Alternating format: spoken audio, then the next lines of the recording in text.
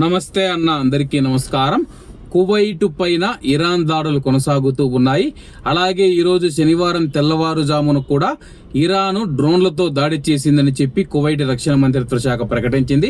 దీనికి సంబంధించిన వివరాల్లోకి వెళితే కువైట్ రక్షణ మంత్రిత్వ శాఖ అధికార ప్రతినిధి major general Saud Abdul Aziz Al Otaibi గారు స్థానిక మీడియాతో మాట్లాడుతూ సైనిక దళాలు శనివారం తెల్లవారుజామున నుంచే డ్రోన్లను గుర్తించి వాటిని విజయవంతంగా అడ్డుకొని నిర్వీర్యం చేశాయని చెప్పి ఆయన తెలిపారు. అలాగే ఒతైబీ గారు మాట్లాడుతూ ఈ హేయమైన ఇరాన్ దురాక్రమణ కువైట్లోని ఉత్తర భాగంలో ఉన్న ప్రభుత్వ సదుపాయంతో పాటు బౌబియాన్ ద్వీపంలోని ఒక ప్రైవేటు కంపెనీకి చెందిన వాహనాలతో సహా పలు కీలక ప్రదేశాలను లక్ష్యం చేసుకుని దాడి చేసిందన్నారు. ఈ దాడుల్లో శకలాల వల్ల ఆస్తి నష్టం జరిగింది కానీ ఎటువంటి ప్రాణ నష్టం జరగలేదు, ఎవరికి ఎటువంటి గాయాలు కాలేదని చెప్పేసి ఆయన తెలిపారు.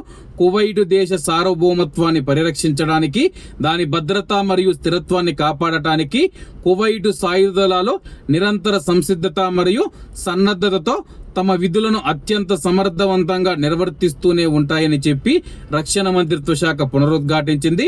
కువైట్లోని కువైటీ పౌరులు ప్రవాసుల భద్రతా రక్షణను నిర్ధారించడానికి సంబంధిత అధికారులతో సమన్వయంతో అవసరమైన అన్ని చర్యలు తీసుకుంటూ ఉన్నట్లు సాయుధ దళాలు తెలిపాయి.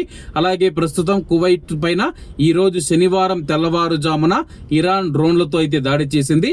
అలాగే కువైట్ ఎయిర్ డిఫెన్స్ సిస్టమ్ ఏదైతే ఉందో వాటిని గుర్తించి వాటిని గాల్లోనే పేల్చివేయడంతో ఆస్తి నష్టం జరిగింది, కొన్ని వాహనాల మీద పడడంతో ఆస్తి నష్టం జరిగింది.